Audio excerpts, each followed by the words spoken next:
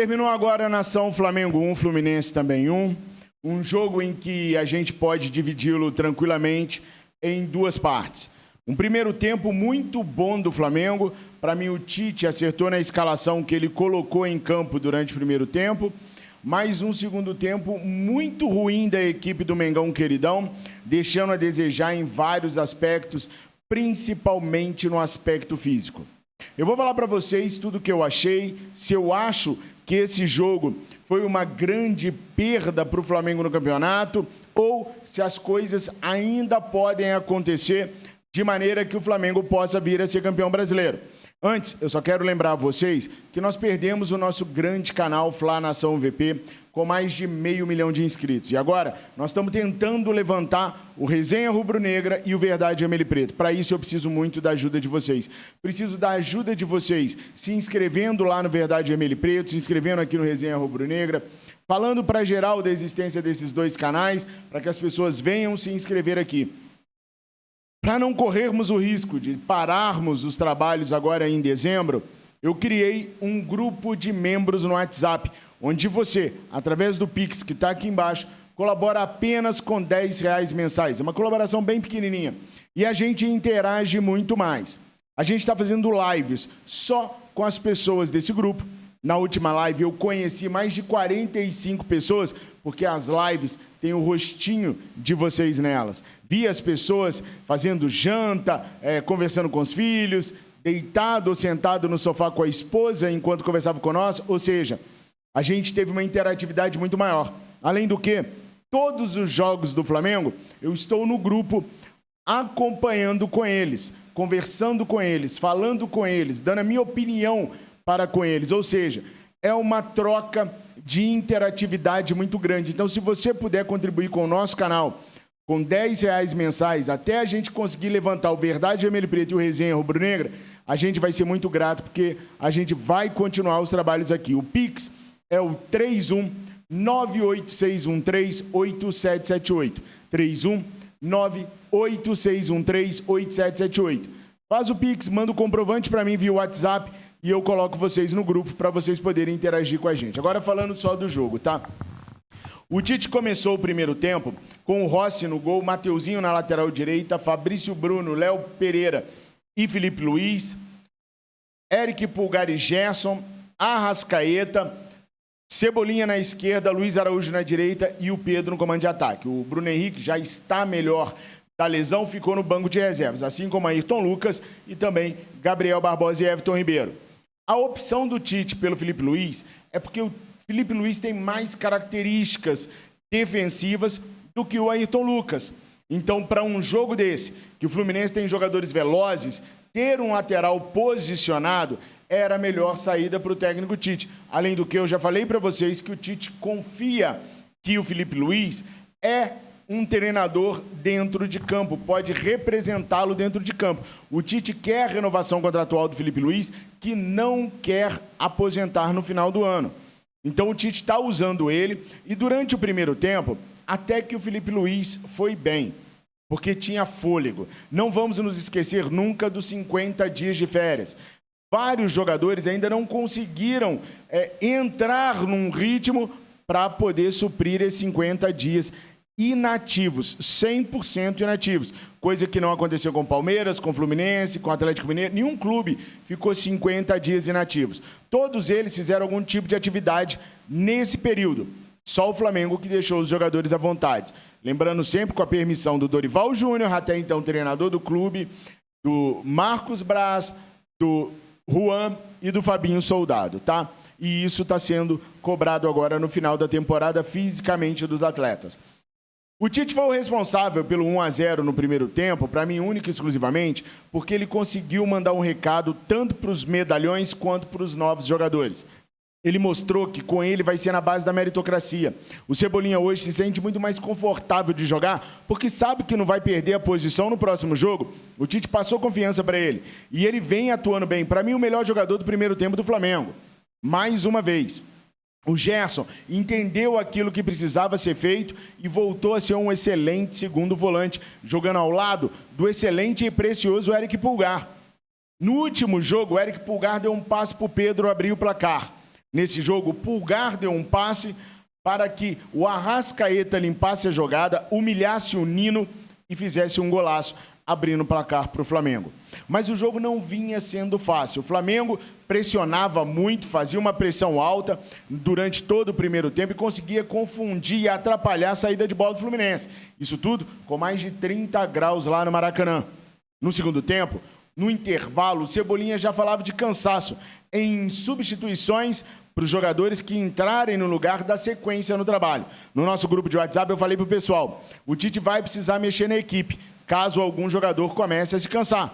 Vai saber se a intensidade que esses caras, Luiz Araújo, Everton Cebolinha, Gerson, Arrascaeta, o próprio Pedro, se a intensidade que eles estão impregnando vai ser impregnada pelos que entrarem.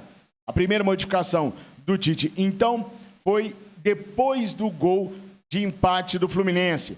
E o gol de empate do Fluminense, ele estava na cara que ia acontecer, porque o Diniz soltou os cachorros dele para o segundo tempo. Um segundo tempo que a temperatura estava mais amena, na casa dos 26, 27 graus, mas o Flamengo já tinha deixado dentro de campo tudo aquilo que tinha para entregar fisicamente no primeiro tempo. Então o Fluminense veio com mais força física para o segundo tempo, e o gol do Fluminense é uma falha única, exclusiva de um único jogador.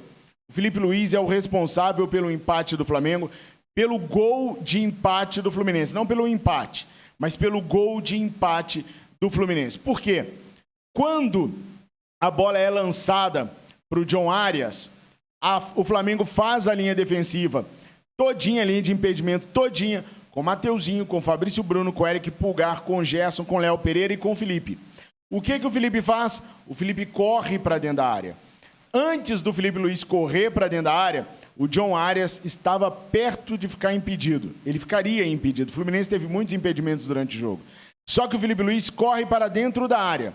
No que o Felipe Luiz quebra a linha de impedimento, o Arias passa a ter total condições de estar onde ele estava. Bom, tudo bem. Se o Felipe correu para dentro, então o Felipe que fosse disputar a bola com o John Arias, que é pelo menos uns 10 centímetros mais baixo que o Felipe.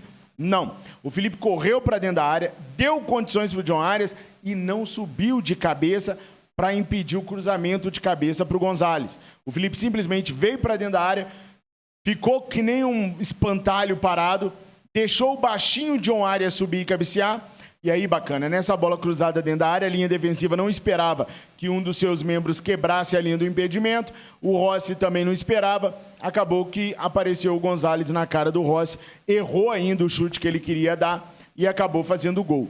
Então o Felipe Luiz, no auge dos seus quase 40 anos de idade, não pode dar esse mole. É uma jogada para o Tite mostrar para o Felipe Luiz o quanto ele errou, mas o Felipe foi responsável pelo gol, não pelo empate.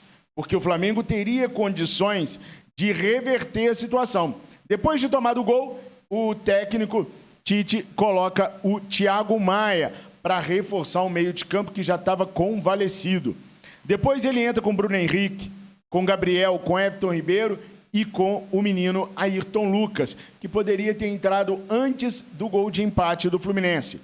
Mas ele não fez isso. Então o Tite, que acerta muito na escalação da equipe do primeiro tempo, erra muito ao demorar para fazer as substituições, ao hesitar em fazer as substituições. Até porque pode ser que pelos treinamentos o Tite já tenha percebido que essas alterações não surtiriam grandes efeitos na equipe, como não surtiram mesmo.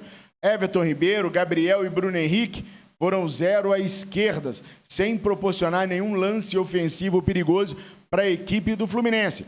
Já o Fabrício Bruno perdeu a paciência no segundo tempo e, ao invés de sair tocando como o Tite pediu o tempo todo, fazia chutões e chutões e chutões e geralmente não dava em nada. O Gerson, com a entrada do Thiago Maia, passou a fazer a segunda mão na meia do Flamengo, ou seja, passou a ser um segundo meia pelo lado direito, ora pelo lado esquerdo, e foi muito bem nessa função também. Só que o Flamengo dava poucas oportunidades de passe no ataque, porque tanto o Bruno Henrique quanto o Gabriel são duas nulidades hoje em campo. O Bruno nem de longe lembra o pior Bruno Henrique que a gente já viu, está abaixo disso. E o Gabriel, é triste comentar sobre o Gabriel. O Gabriel está envolvido na maior renovação contratual do futebol sul-americano e está entregando futebol abaixo do futebol do Josiel. Mais velhos lembrarão quem foi Josiel. Nem o Lucas Mugni produzia tão pouco como Gabriel produz. E ainda conseguiu uma expulsão ao se desentender por causa de um lance besta com o Nino. Resultado, muitos aí podem dizer que é reforço para o Flamengo. Deixa o Pedro se lesionar, deixa o Pedro cansar e vamos ver o que vai aparecer, porque a gente não tem ninguém para o lugar do Gabriel. Então, para mim, independente da fase que o Gabriel está passando, foi de uma irresponsabilidade ímpar o que ele fez, a expulsão. E não adianta, Gabriel, falar, eu não fiz nada, você não foi lá encarar o cara? Você deu o carrinho, o cara levantou te encarando, vira as costas e sai fora. Você não foi lá encarar, Valentão? Você não foi lá, bonito? Ganhou o cartão vermelho. Tá de folga. Tá de folga aí, né? O Gabriel só volta a jogar pelo Flamengo agora no dia 29 de novembro. Porque nós temos a parada agora para a data FIFA. O Flamengo voltaria a jogar no dia 23, volta a jogar dia 23 contra a equipe do Bragantino. Então o Gabriel volta no dia 26. Só daqui a 15 dias que o Gabriel volta a jogar pelo Flamengo. Um absurdo. Falar em renovação nos termos que estão sendo discutidos para Gabriel. E um absurdo o Flamengo ter renovado com o Bruno Henrique, do jeito que o Bruno Henrique quis, da forma como o Bruno Henrique quis, pelo que o Bruno Henrique está entregando em campo. Sou contra qualquer tipo de renovação nos moldes que estão sendo colocados agora, inclusive do Everton Ribeiro, que infelizmente no Flamengo não vai dar mais nada. Se tivéssemos uma preparação física decente, teríamos condições de vencer o jogo, de matar o jogo com a equipe do primeiro tempo. A equipe do primeiro tempo está motivada. Quando troca os jogadores, o Flamengo acaba. Mas não pode ter sido tão ruim assim. A gente só tem que torcer para resultados negativos de Botafogo, Grêmio, Palmeiras e Bragantino. Se eles tiverem resultados piores que os do Flamengo, a gente ainda está na briga. Mas, se não, o negócio é lutar pela fase de grupos da Libertadores mesmo e abandonar temporariamente até que alguém mais tropece o sonho de ser campeão brasileiro. Nação, esse ano foi um ano para a gente lembrar para o resto da vida. Para dirigente rubro-negro lembrar para o resto da vida. Porque não dá para continuar assim mais não. Tamo juntos, nação. Obrigado por tudo. Eu espero que, se você puder, dá essa moral para nós. Faz o Pix, vem para o nosso grupo de membros, ajuda a gente a ficar aqui sofrendo, chorando, sorrindo com vocês em 2024. Estou contando muito com esse apoio de vocês. Não temos para onde mais termos apoio. Beijo no coração de vocês. Eu amo muito todos vocês. Fiquem com Deus. Saudações rubro-negras.